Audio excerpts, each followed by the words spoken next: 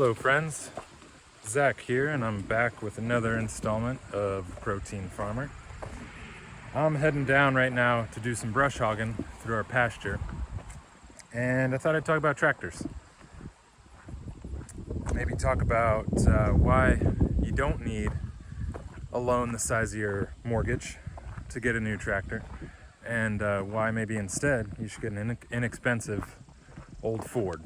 You know, something like 60, 70 years old. And why that's probably all you need if you're running a small farm like I am. So stick around and we'll talk about it. All right, so just to give you a little context, when we first bought our farm about 5 years ago, I had a couple buddies of mine who I was leaning on for advice on buying a tractor. They had a lot more experience than I did, and I knew I was going to need a machine to help out around here. Just small tasks right off the bat: brush hogging, maintaining the driveway, skidding logs, things like that.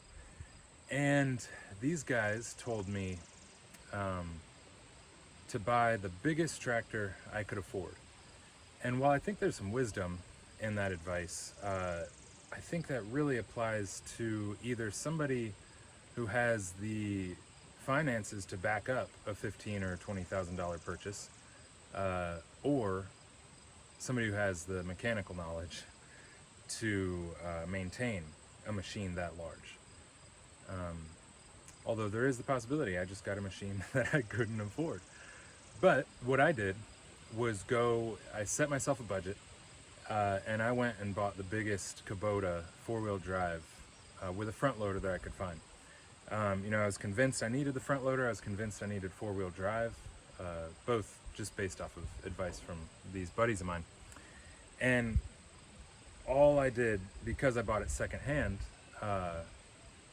and had no understanding of tractors before this, I ended up spending the first year working on the thing before I could even really put it to work.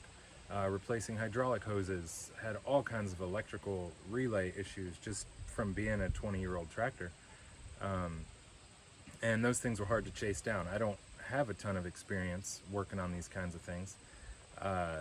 And between the hydraulics and the electrical systems, it was fairly complicated, and I spent a lot of time working on it. Well, I finally got it running, and due to my negligence, I left water in the coolant system instead of coolant through the winter, and the block cracked.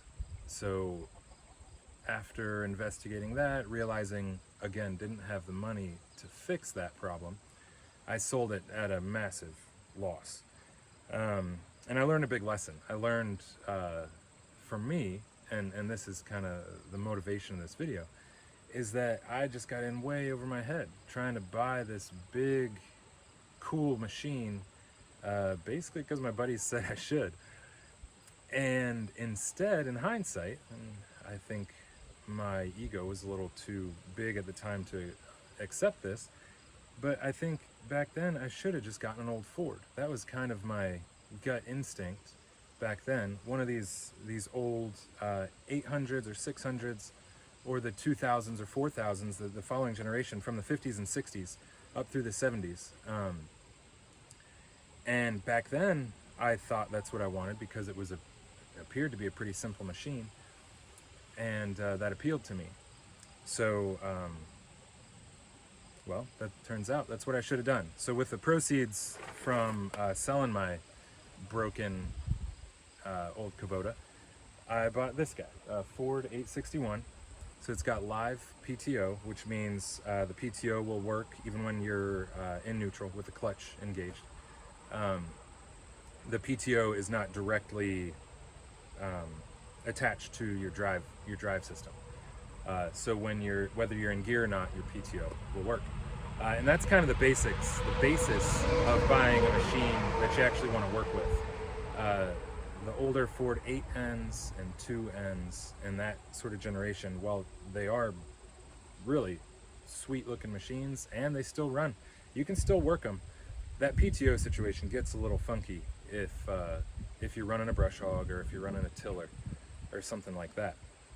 So the live PTO is what you're looking for. And with the Fords, it's the 661 or the 861. It's that 6 in the middle that you're looking for.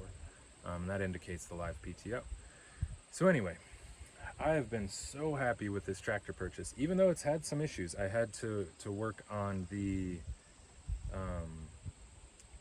ignition system last year. I had to replace the wires and the coils and the distributor, the coil, I mean.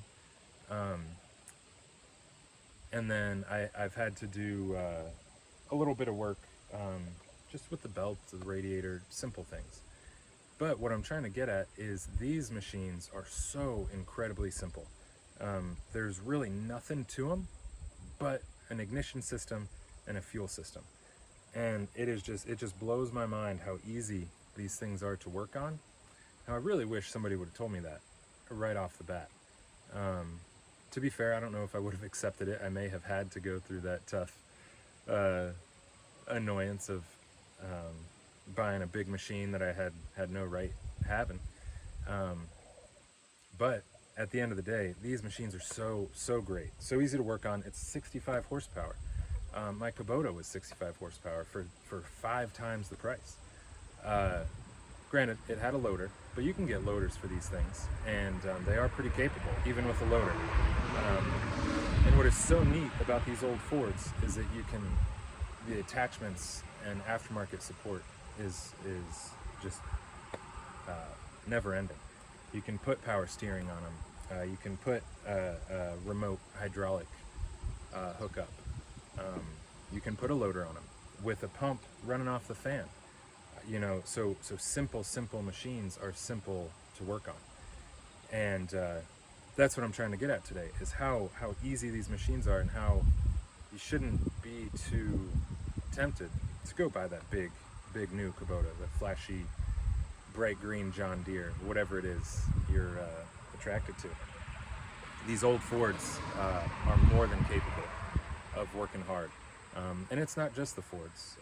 A friend of mine has an old International from the 70s that has been running like a top for him. And they're also easy to maintain with parts everywhere. There are secondhand or aftermarket manufacturers now. A lot of it is cheap stuff coming from China, but the parts work. Or there are businesses solely dedicated to dismantling old tractors and refurbishing the parts to then resell. So you can still find OEM parts for these machines, which again, it's just so cool to be able to keep an old machine like this running and working. I brush hog the whole farm with this, in addition to my neighbor's 6 acres of pasture. And I run a box blade on it for doing prepping a foundation for a barn we're building, and then it plows snow. And I do think everybody thinks you need a front loader, and I obviously I see the merit in that and what it's useful for, and I miss having one sometimes. But if you're clever, you think ahead, you really can do a lot with a 3-point attachment. So they make 3-point hay spears, so you don't need a hay spear for your loader. Put one on the 3-point on the back, and this thing, no problem, will haul a 12 to 1,500 pound round bale. I do it all winter long for my goats and the dairy cow we had last year. All that is to say is these machines are incredibly capable, and don't second guess them. And if you're looking for a tractor, I really think it's the way to go. So, I guess I just wanted to spill my guts on why I love my Ford so much. This thing's an absolute beast, and easy to work on, and parts are everywhere. So, if you're looking for a tractor, that's just my thoughts and feelings on why these things are so great, and why you should get one of these instead of a newfangled thing full of electrical components that you're never going to be able to fix. But just my 2 cents. Thanks for hanging out, guys.